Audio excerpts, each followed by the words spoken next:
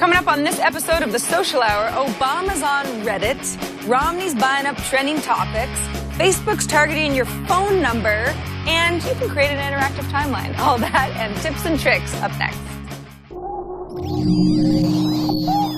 Netcasts you love. From people you trust.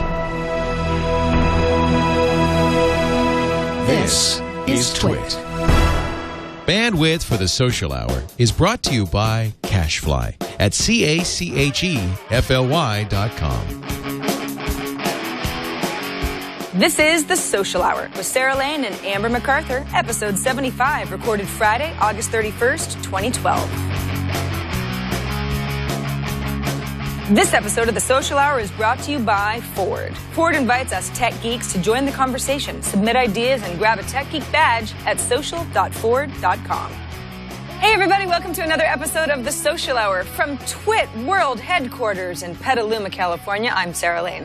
And I'm Amber MacArthur, and I'm in Bancroft, Ontario, which is about 3 hours from Toronto. I'm in cottage country for the long weekend. And so once again, Sarah, you never know where you're going to find me. I'm not always in the basement at my house in my little studio. Sometimes I got to make things work on the road. Hence, here I am. How are you doing? I'm doing great. Now, cottage country is something that I'm not all that familiar with, but I assume that it's the sort of thing that folks in the Greater Toronto metro area do to get out of the city and get into the country while the weather's still nice and warm. Yeah, I mean, I don't know if you know this, but the Greater Toronto area, there are about 6 million people in the greater area. So it's a big city, lots of traffic, very urban. And so a lot of people try to escape. And there are different areas where people go to cottage country. The Muskokas is very popular. And people just try to get away to lakes all over the place and have fun. I didn't really grow up with this because I grew up on Prince Edward Island and it was more of a beach place. But I'm learning to adjust, bugs and all. Yeah, it sounds fun. I feel like I grew up in the country, so the idea of having a cottage that's in the country is like, that's all I wanted to get away from. But now that I do live in the city, it's nice to have something like that. And within 3 hours is pretty reasonable. Yeah, it's not too bad, especially in the summertime when you're traveling. I know when I lived out in San Francisco and we would go up to Lake Tahoe in the winter and, you had to worry about weather and traffic. At least in the summer, it's a smooth drive as long as you get away before the traffic, which is exactly what we did. And you bring your bug repellent. Yes, bug repellent and lots of technical things for things like this. So, right, so exactly. I'm well prepared. It's like, do I have my USB headset for the country cottage this weekend? Yes, check. All right. Showed up in my in-laws' cottage and I was like, oh, here's my son and goodbye, everyone. I'm leaving. So here I am. Nonetheless, we have so much news this week, Sarah. A lot happening in social media as always, but this week seemed particularly heavy as far as some of the news, particularly around what's happening in politics right now with lots of social media headlines making their way online. I'm sure you saw this. I know you did an AMA on Reddit not that long ago. President Barack Obama also did an AMA on Wednesday, and it crashed the servers over at Reddit. He was there for about half an hour talking openly with people online, answering questions. Looks like he was fairly open. I mean, he can only be so open in these conversations, and got asked lots of questions about things like what was the most difficult decision you had to make and what's the recipe for the White House beer, because that's something I think everybody wants to know. Yeah. I like that you prefaced Obama's Reddit AMA with the fact that I also did an AMA, Amber. I appreciate that. Obviously, the President of the United States saw how successful mine was and was like, yeah, that's a really good idea, TWiT personality. But no, this was really cool. I had seen it a few days ago, and I was like, Obama's doing an AMA right now. That's weird. I mean, I read so much tech news, I hadn't heard about this. Let's go to Reddit, and I want to participate, and maybe he'll answer my question, and that could be, something I could brag about later. And it turns out that I wasn't the only one who didn't know about it. The White House kind of wanted to spring it on the internet, to the point where behind the scenes at Reddit, even though obviously folks were in the know that this was going to happen, they might not have actually had the infrastructure set up adequately because the server was down. I couldn't even get it onto the page, even for, read privileges. I was never able to ask a question. It was just the server load didn't allow me to do that during the time that I was trying. But even to read some of the questions, And there were like thousands of them in a very short period of time. Took forever. I think it took about half an hour of me refreshing the page before it even loaded. Yeah, and I think since 2008, President Barack Obama's team has been so smart on the social media side of things. I think they really are able to go to those sites like Reddit and kind of capture that audience online that can make an impact and help to get President Obama into the headlines. Obviously, Wednesday was taking a little bit of the attention away from the Republican National Convention that was going on. And it's been interesting leading up to the 2012 election just to see how each side is battling out in the social media space. Yeah, I agree. I also think the Reddit part of it is kind of fascinating. Not only is Reddit is not just for young people, right? But you can say there are a lot of actively participating young people who are part of the Reddit community, and it's a big, big community. Well, President Obama is, as he goes up for re-election in a couple of months, he is, there are a lot of folks who are either, voted for him and are going to vote for him again. Then there are the people who voted for him and for whatever reason, either they're not going to or they're not sure. And then there's the group of people who, for whatever, over the last 4 years have become of legal voting age, but weren't. And I think something like Reddit is just one example of wanting to reach those young people in a way that either the Romney campaign wouldn't touch or hadn't thought of. It's a way to seem like not only approachable, because this is obviously one of the most approachable things you can do, so you ask me anything, but kind of hip and in the know. Yeah, I agree with you. Yeah, I think you're exactly right. I don't think that the Obama campaign has ever really been outdated as far as things that they do in the social media space. They seem to be always on the cutting edge. So clearly they have a very smart team around them, team of people who understand, what's hip and what's not in the digital world right now. For our, and the President Obama, the not bad meme, the picture of him. I guess he alluded to this image of him, kind of a smirk on his face, which has become a meme during the AMA, as far as I understand. Yeah, I think somebody asked him, so what do you think about this whole thing? And he said, not bad. Not bad. I love it. Yeah, short and concise. But the Romney campaign, obviously not out of social media at all.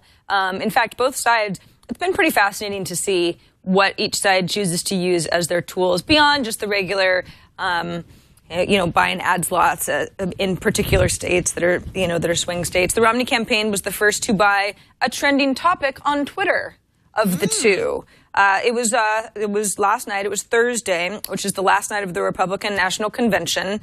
For anybody who's not based in the U.S., hopefully you've heard. Yeah. Anyway, you've heard of it. And so after just a few hours, so just about 9 o'clock Eastern time, the hashtag RomneyRyan2012 had been seen nearly 10,000 unique tweets in those unique tweets. Those aren't even retweets. The retweets wasn't even counted in this. So it was definitely something that had been picked up as a hashtag, which of course is the whole reason to buy one. But the Romney campaign can claim we were the first to buy trending topics on Twitter, and it probably won't be the only time that we see something like that. In fact, I'm sure both sides leading up to the actual election will. Can you? I wonder if, what's the story on how many you can buy at one time? I don't know, but I think it's really interesting in this article on Mashable that these trending topics, when you're buying them on a national basis, they start at $120,000. So it's not cheap to become a trending topic. And I don't know, Sarah, how do you feel about this? Because I sort of think, buying a trending topic just seems a little less authentic than I like in the social media world. But perhaps, it's fair game. I don't know.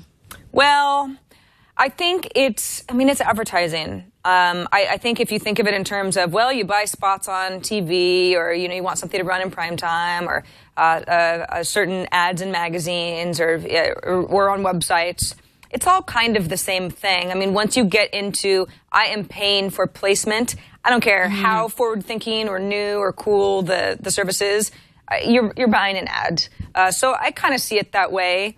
And I'm actually more inclined, I know this is definitely not what Twitter wants to hear, but when I see that something is the official hashtag, I am less inclined to use it sometimes. And that has nothing to do with politics. It's almost just, I like the organic nature of hashtags. Yeah, I could see that. I do agree with you in some ways. And I think at least Twitter does a good job of highlighting to show that it is a sponsored trending topic. So there's no confusion about whether it was authentic or bot, perhaps. So at least they're pretty clear about that. Yeah, exactly. Someone in chat was mentioning, wonder if they know about Eastwooding. And indeed, we do. If you have not heard about Eastwooding, this is either something that you find really, really funny or not at all, or maybe you don't even know what we're talking about. So I'll try to explain. Clint Eastwood, longtime Republican. In fact, he used to be the mayor of Carmel, which is a small city in coastal central California. He was a speaker in the closing night of the Republican National Convention. Not exactly a surprise that he would have spoken because he's extremely well-known Republican. He's obviously very high profile. People love his movies. He's a well-known figure, and those are always good to have at conventions. But he had a sort of an unorthodox approach to getting his message across, which was, while he was standing at the podium delivering his speech, he was addressing President Barack Obama as if he was there. Like, why would you have done, this? And there was an empty chair next to him, more like a stool. And he, kept looking over at the stool, asking the questions and actually responding as if Barack Obama was sitting in the chair, sending messages back to him. So, although I think it's a very imaginative and creative way to conduct a speech, I think it was strange enough so that a lot of people ended up saying, well, Invisible Obama has got to be a new Twitter account. So funny. Because there's not really a man sitting in that chair. So Invisible Obama, which actually is a Twitter account, I'm not making that up, hit 20,000 followers in 40 minutes. Since the speech ran live on national television and, of course, hit the internet. It's so funny. In this article, they also talk about at Clint's chair as being another account that was created, making a noble effort forward. Of course, Invisible Obama having way more users. And it looks like President Barack Obama responded to this idea of the invisible chair.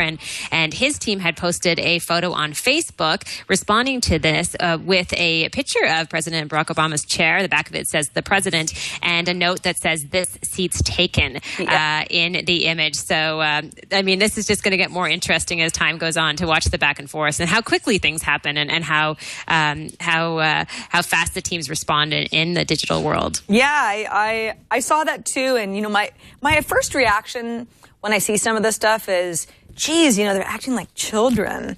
But I think that, and, there are a few people in chat who are saying, politics. We always try to tread lightly, particularly, especially on this show, but on TWiT in general, because people have a lot of different opinions about politics. And in general, I find so much of the political process, not just in the U.S., but particularly here because I live here and it affects me, so negative. It can be really, the whole thing just kind of demoralizing. And it's easy to feel like any chatter about politics is just...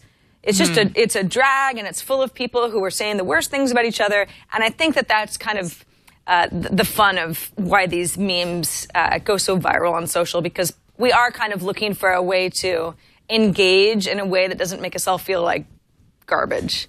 Yeah, and I think I don't think we could do a social media news show without mentioning things that were happening in the political space, particularly because social media has had such an impact all over the world for overtaking governments, for allowing people to make change in their countries, and so we do have to touch on it when it's happening. And this week has been a particularly busy, a busy time in social media, particularly with the RNC. So anyway, you're right. I mean, when some of this stuff turns into memes, I think that's when it gets particularly interesting and a little bit of fun too. So that's always a good thing.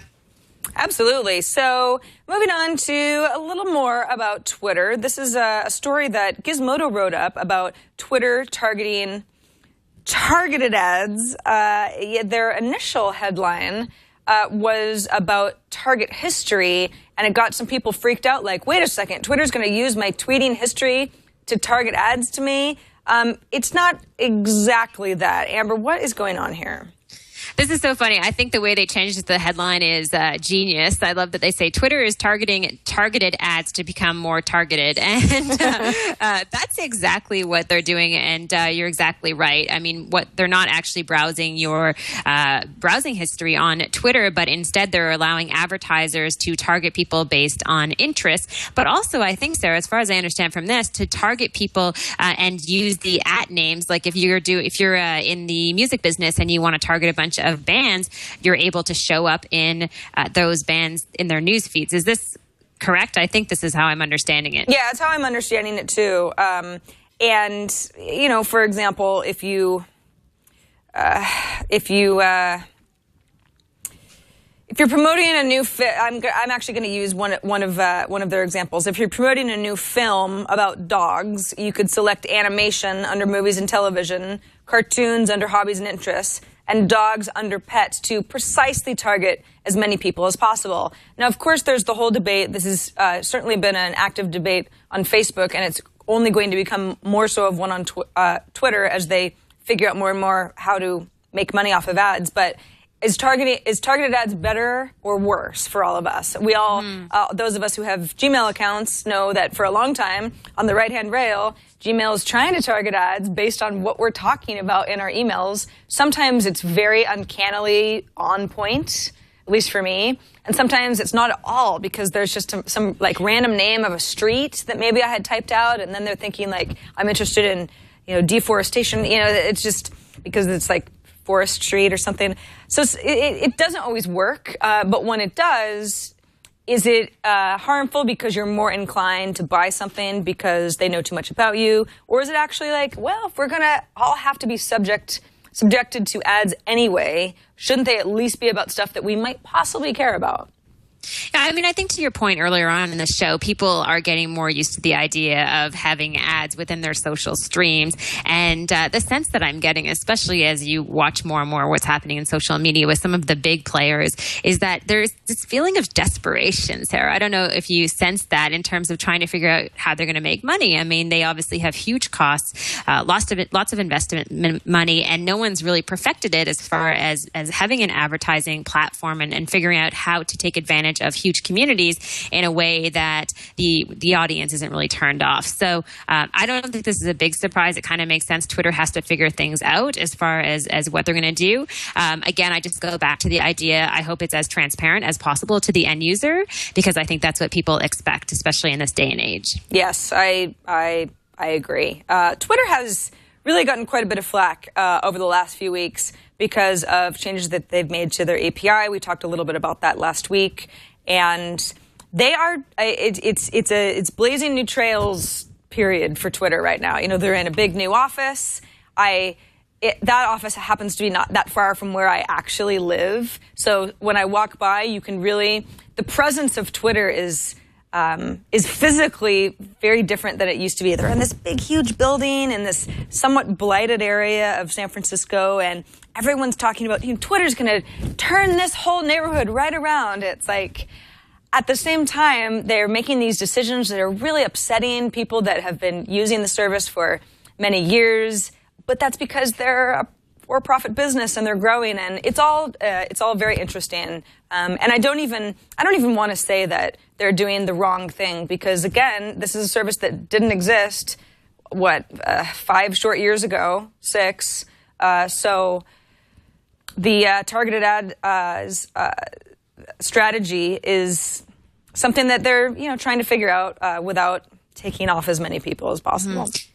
I almost feel less sensitive about how Twitter is doing their advertising, because unlike Facebook, where people are sharing so much personal information, I mean, people only share really a little bit of information on Twitter. A lot of people don't even use their real names, or they just use their first names, and maybe some other information attach their names to pick their profile. But I think it's not as sensitive of an area as perhaps Facebook is. Yes. I don't think anything makes people more sensitive and offended than Facebook when they change anything that has to do with either ads or privacy or security. In fact, we're going to get to one of those stories that might boil your blood a little bit in a second. But let's first talk about the fact that Amazon researchers say that although Pinterest definitely sends a lot of people to Amazon products when you feature something through Pinterest, it doesn't generate a lot of sales. Will Young, who's the director at Zappos Labs, told Bloomberg that Pinterest users are far more likely to share a purchase than Twitter or Facebook users, because it's a little bit more, it makes a little bit more sense within the confines of Pinterest. But that shared items generate far less revenue than Twitter or Facebook, which is an issue for Pinterest because the whole idea of the site is that it's going to help monetize social activity based on visual links to products and services that people love, rather than, again, something like Twitter or Facebook that can be a little bit about that, but certainly is not so narrowly focused on goods and services and buying and selling. What do you think is going on, Amber? Do you think it's, I don't know. I don't know. I mean, I think this is great news for Twitter, not great news for Facebook, and really bad news for Pinterest, as the article on Business Insider outlines. I think, in my mind, I almost think people collect things so much on Pinterest. They're not necessarily taking as much action, perhaps, and that could be part of it. It doesn't seem like an overly active community as far as purchasing, based on what I'm reading here. Also think this is kind of interesting. The little note at the bottom of this article, Sarah, I'm sure you saw this, where Amazon owns Zappos, and Amazon.com is a rival of Rakuten, a Japanese e-commerce giant that is also an investor in Pinterest.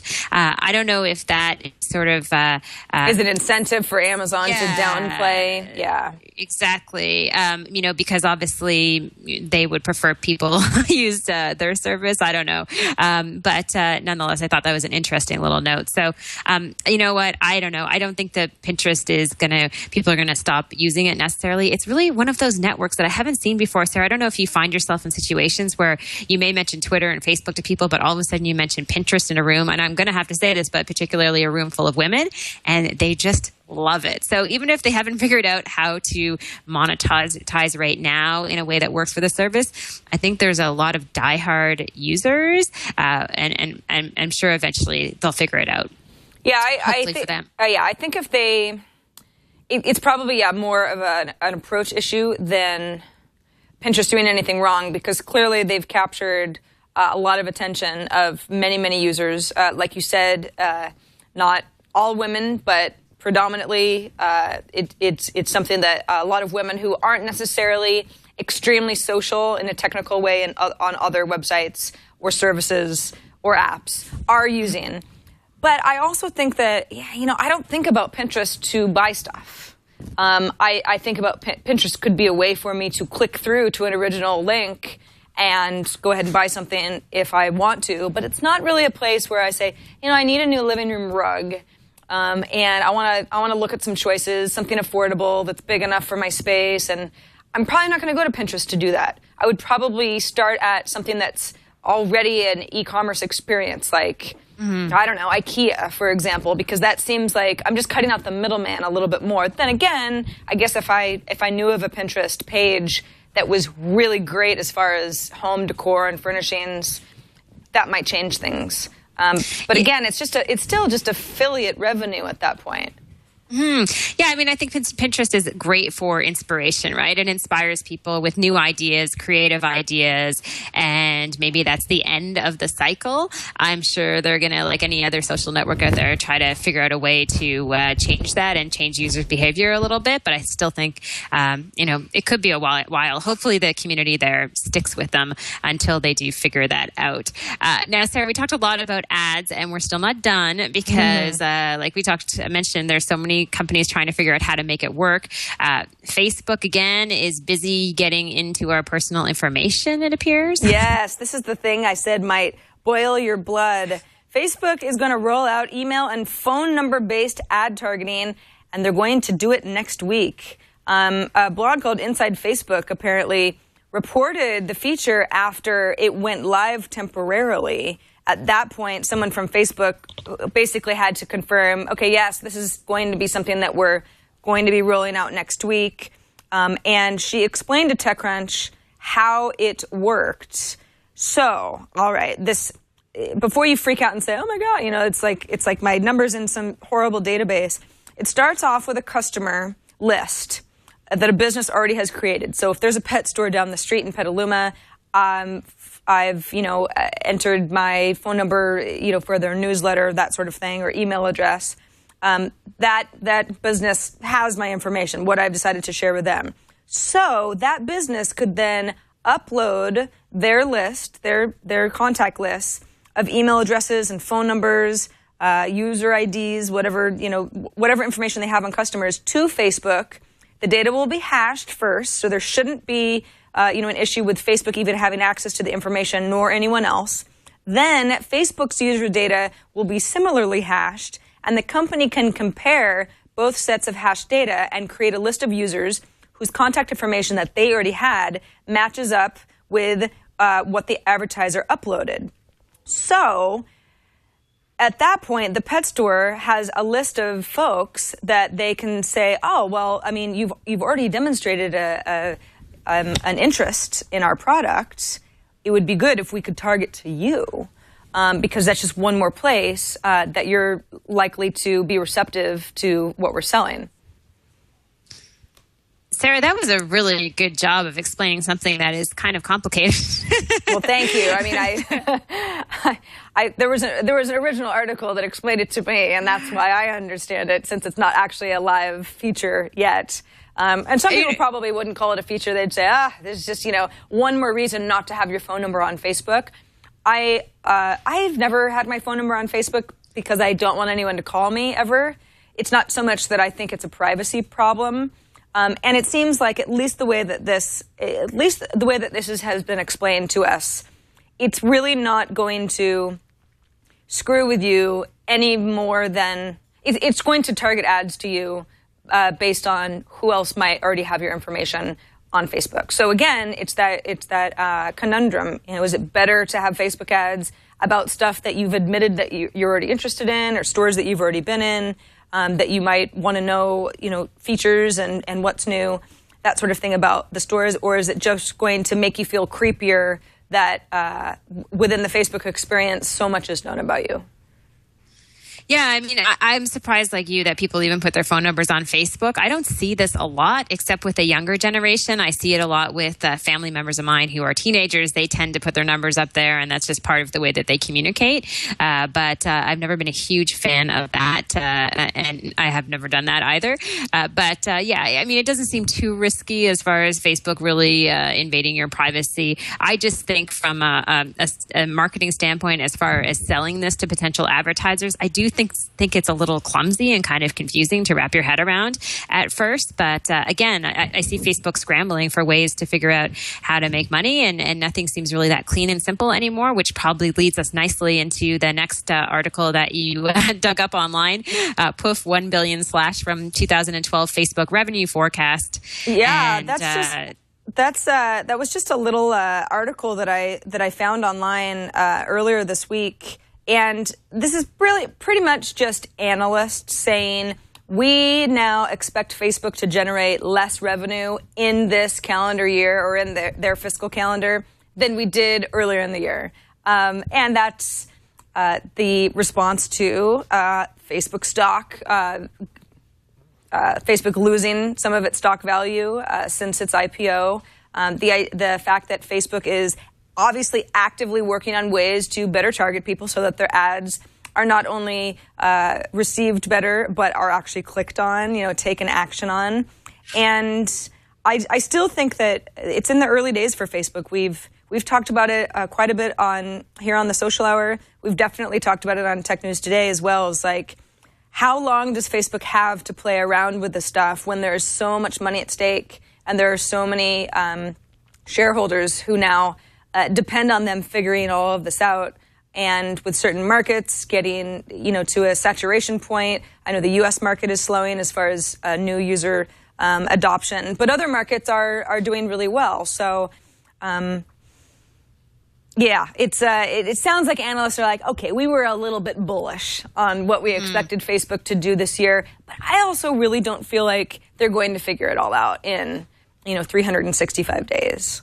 Or even, I think this is more of like a 5-year plan, quite honestly. Maybe even a 3-year plan. I know Facebook is in the process of building out a huge new headquarters for themselves in Menlo Park, California, which is right next to where they already are. But a really big state-of-the-art, crazy new headquarters from scratch. So it's not as if they're not on the up and up, right? I mean, everything that Facebook is doing points to the fact that they also are thinking long-term.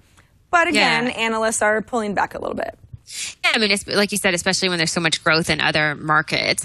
But I do worry a little bit 5 years down the road in terms of where Facebook will be, particularly in the U.S. As far as users, because I think people are so fickle about social networks that they join. And I don't think that people tend to stick with these social networks for years and years and years. So I think from that perspective, they could struggle a little bit with the U.S. market. But you're right, overseas and other places, they seem to be doing pretty well. I feel like we might confuse people who are listening and like, should they leave Facebook? Should they advertise on Facebook? Should they market on Facebook? And I think at the end of the day, Sarah, I don't know if you agree with this, but people still should be on Facebook if they want to reach certain audiences. And obviously for individuals who have family and friends there, it's still a great place. It's just that there's so much competition these days. And I think Facebook sometimes messes with people's personal information. So that is something I think people need to pay attention to.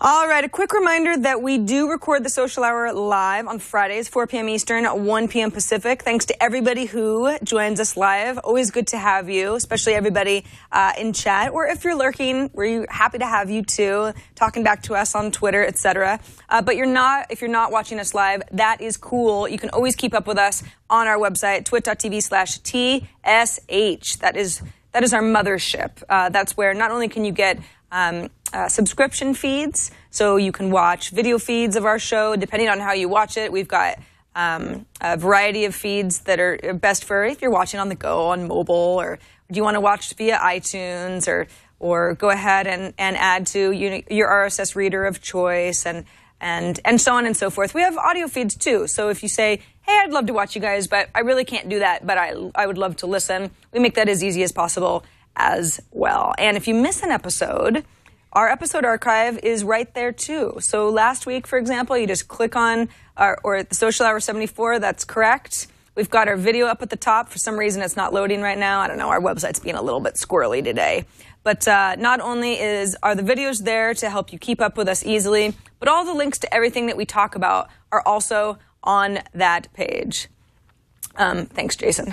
Jason's furiously trying to find something that's actually loading correctly. Good work.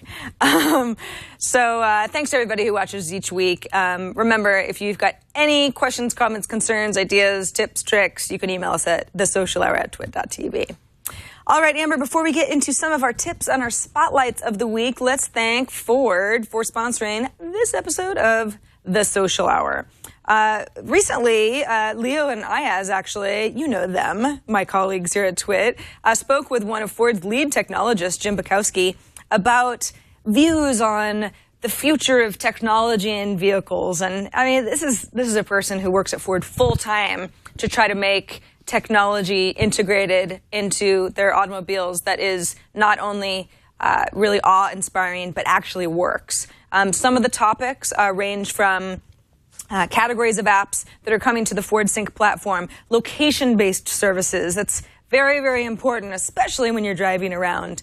Finding friends, financial service apps, lane departure warning, lane centering features using onboard cameras. Those are great. I mean, if you're starting to drift into another lane, don't you want your car to give you a little heads up? Hey, get back in there. Using the cloud to seamlessly connect information and services that you use in your home, your vehicle, your office.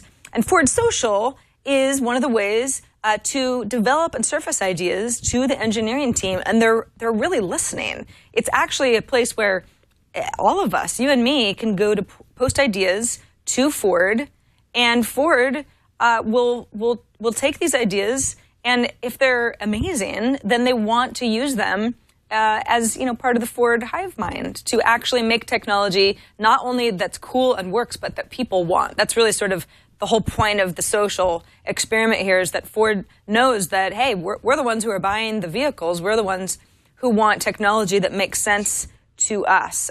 You can go to social.ford.com and get a sense of all of the ideas that are being shared. Some of them are so cool. I really hope that they turn out to be a reality. Opportunistic air conditioning, for example. Hey, all right, let's do it.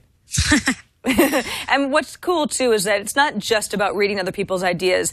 You can, of course, submit some of your own. But hey, maybe this opportunistic air conditioning, you read the little blurb that Eric S. wrote, and you're like, you know what? I don't think that's going to work. And you can vote it up or down. So you can still participate, even if you can't think of anything great right this second. Also, you can get badges. Leo's always saying, what is it with the kids and the badges these days? And I'm like, it's not just for kids. I mean, people like badges because it's sort of a reward for spending time and energy on a particular topic. And these are badges that are for Ford folks. If you've got a Ford, or you're looking to get a Ford, or you're part of the community, this is just it's a fun incentive to be at social.ford.com. So head on over there, learn a little bit more about everything that Ford is doing and some of the great ideas the community is coming up with. And we thank them so much for sponsoring this episode of The Social Hour. That's social.ford.com. All right, Amber, how about this social tip, which is something that has bothered me for eons. When I click a mail to link somewhere on a website somewhere, I want to get a hold of the developer, then Apple Mail opens up on my Mac, and I'm like, no, what I wanted to do was just copy the address because I want to use Gmail. I could not agree more. This happens to me all the time. It gets so frustrating when you are clicking on those links and it opens up your mail program that you're not using. However, if you are using Gmail, the good news is that you can get this extension that allows you to automatically, when you're clicking on any type of link, when you're surfing the web, it allows you to send via your Gmail account. So it won't open up a mail client like Apple Mail, for example. And even better, it has a nice little box that it brings up where you can write the message right there on the fly. So really, really simple extension that works great. And I think really helpful for a lot of people like you, Sarah, who get frustrated. So if you're using Chrome and you want to download this extension, it's completely free. It's called Send from Gmail by Google. Web5237 says, I use Gmail in Apple Mail, so the links work fine for me. Yeah, it depends on how you've got your email set up. But some people actually want that Gmail window, the compose mail window to open up. Actually, I have this extension enabled, Amber, and that is something that I want as my default. It's just a personal preference. But yeah, this is a really good thing to have, certainly, and it's found in the Chrome store. Yeah, really, really simple. And it's free. We love free, don't we, Sarah? Yes, we absolutely do. Thank goodness. I would hate to have Gmail be free, but the option to have my Gmail mail be my default mail not be free, that would just be a kick in the pants. It would be a little frustrating. Yeah, it would be. All right, Sarah. So next up is our Spotlight of the Week. Always finding fun stuff for this. And just this week, I interviewed a woman. She's a co-founder of a service called Shop Locket. And what they do is like a pop-up e-commerce site that allows you to start up your own shopping site in conjunction with some of your social media services. So she showed me her website. And I noticed on her site, when you went to this link called Timeline, that they had this really great timeline of their company, how their company started, great milestones along the way. Not timeline like on Facebook, but instead you use an arrow button to kind of browse horizontally, and found out eventually on Twitter that there are a couple of services that do this. One is Timeline, and it's timeline.verite.co, an amazing tool that allows you to insert a timeline like this within your web page. So I think for anyone in the social media space who wants to pull in those moments and tell their story, whether you're an individual or you're a company, this is a really slick way to be able to do it, and adds more interactivity than what you would normally have on an About Us page. I love this. This is really neat. I've seen timeline services like this before. Memo Lane comes to mind. That's a little bit of a This is what I said or did or checked into at a moment in time. But I love this, not just for companies, but it can be for really anything. I love the idea that you can add so many different services into the timeline. In fact, before the show, I had clicked through a Whitney Houston timeline that was one of the examples at Verite, and it's just set up in such a way that it makes perfect sense. I like the left to right scroll as you're moving through time. Yeah, like you said, it's not anything like the Facebook timeline, which works well. I guess it in essence is the same idea, but it looks and works completely differently. This is a really neat service, and I can see it being used in so many different ways. Yeah, it's amazing because when I was reading through ShopLocket's timeline, it really gave me a sense of the company from the beginning of the foundation of the company as far as who started it, points along the way where they got lots of press. And when I went to check it after this woman came to do an interview with me on a show that I do, she had a picture of us, talking about the time she came to be on the show. That was all part of the timeline. And so I think just a unique and kind of innovative way to be able to tell your story. So that's Timeline.js. And that's from Verite. Of course, we'll have a link on the Social Hour website on TWiT if people aren't able to dig it up immediately. But a really, really cool little service. Yeah, I love it. This is great. They also have on their main page, I mentioned the Whitney Houston timeline, but they have a bunch of different timelines that have been used by individuals and companies. There's a podcast that I really like that NPR runs called Radiolab. Radiolab had its own timeline, so I was like, oh, cool, this is really neat. And it's because of everything that you can pull in, all of that content is unique. You're never going to have a timeline that looks like anybody else's anyway, so there's not sort of that uniform, oh yeah, everybody's doing this kind of thing. It can really be customized, which is, I think, part of why the design is so compelling. Yeah, it works really well. All right, let's move on to some viewer feedback. We got a voicemail from someone who did not leave her name, but she has a bit of a question about the past. Hey, Sarah. Hey, Amber. Love the show. I was wondering what you guys think of the whole retro theme going on right now, such as iPhone cases that are like cassette tapes or the really old Game Boys. What's up with that? Is it going to last or not? Love the show. See ya. See ya, unnamed person. Amber, do you want to start? I have a theory about why we like retro stuff so much. Sure. Yeah. First of all, thank you so much for sending us a voicemail. We love getting voicemails to the show. It's always lots of fun. I think that it will last. I mean, I think everybody likes to hold on to a little piece of the past. If you were born during that time where you remember cassette tapes, it's always fun. I see a lot of people with those iPhone holders that are cassette tapes, and I don't think that's going to change. I think that, again, people just like having a little piece of history with them as we progress so quickly through the technological ages. Yeah, some folks in the chat room, Brian Blaze says, classics never die. Canadian Geek says, it reminds us of our youth. That's why I like stuff like that. It's absolutely, I think there's also a little bit of a folks that were particularly into audio, video, and computers and their Ataris and stuff that maybe not all kids were so interested in. More so feel this nostalgic kind of connection to the old clunky cassettes and whatever that we all used to use. I mean, that's kind of how I feel. I remember being the kid who was really interested in recording voices and microphones, and that was like all I really wanted to do. That's, I don't think, that typical of a little girl. So not all my friends are really interested in having something that looks like, a retro old. I'm using just cassette tapes as an example. But that's why I kind of like that, because it's like, hey, look, I've liked this for a really, really long time, and look how far we've come. But I know what that is. Yeah, I totally agree with that. It's always fun to have, just to remember, how far we've come with all of these things. Like if you remember the 8-track, Sarah, I don't know if you do. Well, we never had one, and it's a little before my time. I mean, 8-tracks I was certainly alive when people were using them, but by the time I think I was aware of all of that stuff, our family never had one, so something I kind of learned about later on. Yeah, it's like I remember my first little ghetto blaster, as they were called. That was such a big deal, having a ghetto blaster with you could actually record your CDs onto tapes. Anyway, I'm not going to talk anymore about this because it's going to date us, Sarah. So we can move on. Hey, hey, at least you're talking about CDs. I mean, that was like 8th grade for me. I tried to talk about the 8-track, but it wasn't going anywhere, so I've decided to step back from there, pretending that I don't know what that is. Right. Nonetheless, looks like we got an email from Mike, who emailed us a link to a privacy tool for Facebook, McAfee's social protection service.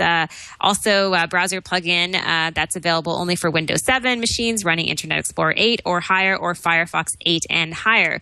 I have not heard of this social protection service. Looks like it's also an app that you can get on Facebook. Do you know anything about it, Sarah? Yeah, so this is, as you mentioned, it's pretty restricted. I mean, it's not even something that I can run on Facebook. I tried because I'm not using a Windows 7 machine, but this is obviously a slow rollout. The idea is this. Okay, so I upload a bunch of Facebook pictures to Facebook, of my recent vacation or something. Now, you and I are friends, so of course you can see those photos. I've designated everyone who's my friend on Facebook can see this collection of photos from my trip. But you can download that photo. That's an option that you have. In your settings, when you look at the viewer, you've got a little options area down at the bottom, and you can download that picture. Now, of course, the idea is that since we're already friends, that shouldn't bother me. Maybe it's a picture that you're also in, or you were there, or you took the picture, or, that sort of thing. But some people don't feel comfortable with that because they want to have greater control over the experience. So social protection would, I'm trying to explain this in the right way. It would allow you to upload a Facebook photo, but it would be blurred unless someone else is also running the extension. And even if they're your friends, and even if you trust them completely, it would never be downloadable by anybody else. So this is it would be a photo that's up there, and it can be seen, but there's an extra layer of protection. And now, Social Protection Service, which is actually, the page on Facebook is live. They claim, let me get the page up so I make sure I'm reading their claims. They say, okay, McAfee Social Protection safeguards your Facebook photos by letting you control exactly who can view them. When you upload your photos using the app, your photos will appear blurry and indistinguishable to people you don't know. What's more, no one, not even your friends and family, can save, print, download, or screen capture them. Now, this is awesome for anybody who is just really, really paranoid about that stuff. I'm not exactly sure how they could keep you from screen capturing your page within, the operating system of your computer. Because that's not anything that McAfee would be disallowing anyone if they don't have it running. I'm not sure how that would work. I don't know if that's possible. But I can see that if you are just really, I don't know, maybe you've been burned in the past, or if this just makes you feel better about uploading pictures to Facebook, it could be helpful. Yeah, so the idea behind this, Amber, is I guess if you're extremely paranoid about people downloading your photos, this would be a good service. But if you've got it downloaded, or installed rather, and I don't, I'm probably just not going to look at your pictures because they're all blurry. Yeah, unfortunately, that's true. But I guess if it works for some people, it doesn't harm anyone else too much. But thank you so much for sending that to us. Obviously, I'm sure there's someone who can get some value out of that. And Sarah, we, of course, want to hear from all of our listeners and our viewers, particularly emails, voicemails, videos are great. People can write the social hour at twit.tv or leave us a voicemail at 2626social. And maybe we should mention, what's the service we were using for people to record quick little videos? That is, let me look. It is, I'm looking at it. Put you on the spot, I'm sorry. It's okay. We talked about it last week. I know. And, VSnap. VSnap.com. VSnap. Yes. Okay, perfect. Yes, VSnap is one of many ways that you could send us a video, but it's got a nice little UI, clean and concise. If you have ideas or whatever, we are waiting. Waiting. Send us your videos. Okay, Sarah, speaking of feedback, Luke Addis, who I know watches the show a lot, he sent us a link last week to something that I thought would be great for Rad or Fad. This is, I don't know if I'm going to butcher the name. I call it moleskin or moleskine. What do you say, Sarah? I say moleskin also. Moleskin, okay. But we were actually, believe it or not, we were just talking about this on iPad Today yesterday. And Leo and I decided that it's just whatever way you want to pronounce it is fine. Okay, because I've seen it a bunch of different ways, and I even went online to see how other people were saying it, and it seems to be that there are varying opinions on this. So the Moleskin Evernote Smart Notebook, this is a very cool idea that Luke had sent for this week's Rad or Fad, and the idea is that it uses Evernote's page camera feature to capture the pages of your notebook, so with your smartphone or tablet using the Evernote app. So the actual Moleskin Notebook has lined pages that could be ruled or squared pages with a bunch of different dots. So that means you can get a really clean image when you're using the Evernote app, and you can capture anything that you've taken on the page, and then it can be stored and easily accessed within the Evernote app. So I think this is awesome because really it's bringing that actual physical world into the digital world, and great for a productivity tool because people still like to write things on paper, and the fact that you can store it easily within Evernote is just an advantage. So I think definitely rad. I think rad too. It's funny, we actually talked about this at iPad Today yesterday too, because we were talking about some updates that Evernote had made to its iPad app, and this was one of them, is ability to quickly take photos from the Moleskin Notebook, and we were trying to figure out, okay, well, what would be the best use of this? And I came up with, well, how about students? Because sometimes you're taking notes, you're sketching, you're brainstorming ideas, and a lot of people want to use a pen and a paper. And obviously, anyone who's had a Moleskin Notebook knows that they're very well made. They're very beloved by people who swear by them as really just the best little notebook to carry around with you. So that might be something that you've always got. But to be able to then have it within your Evernote experience, of course, Evernote, if you don't already have an account, is a really good way to, it's almost like a multimedia scrapbook from so many different sources, whether it's photos or links or pictures or articles, and list goes on. Great way to just kind of organize everything that you see and interact with on a daily basis, online and off. But yeah, I love this idea. I think it's great. My only gripe is that the notebook is $25. So you figure, well, if you use it, when you use it up, then that's it, right? Because it's just a piece, they're pieces of paper. It's not like you can wipe them clean. So it might add up if you're using quite a few notebooks in a short period of time. Yeah, it'd be cool if you could actually replace the paper. If it was like some way that you could add new paper and just buy the paper would be a great idea. But it is great that you can write handwritten notes, and then Evernote will capture that, and you're able to access those notes if you're using tag words or keywords or anything like that. So I think a pretty rad idea, and thanks so much, Luke, for sending that to us. And if anyone else has an idea for Rad or Fad, let us know, because this is always a fun segment at the end of the show, if I can stay online. Yeah, exactly. All right. Well, speaking of staying online, Amber, you're about to enjoy cottage country. Canada has Labor Day on Monday as well, right? We sure do. Yeah. So Monday is a holiday. You've got a nice long weekend. We're about to have a nice long weekend as well. So we'll go ahead and wrap up this episode of the Social Hour. We will be back next Friday as usual. We're actually going to be shooting, for all of our live viewers, 2 back-to-back shows. So one show at its regular time, 4 p.m. Eastern, 1 p.m. Pacific, and then another show directly after that, starting at 2 p.m. Pacific, 5 p.m. Eastern. We're gonna bank a show for the following week. So we've got one in the can. In the meantime, if you want to keep up with us, make sure that you've got certain links to stuff that we talked about correctly, all that good stuff. Just go to twit.tv/TSH. You can find us on iTunes, and a variety of podcatchers have added us to their tech lists and social lists and things like that. So shouldn't be too hard to find us around the web. And thanks to everybody who listens and watches each week. And if you're new, welcome. We're glad to have you. Until next time, I'm Sarah Lane. And I'm Amber MacArthur, and we will see you all soon.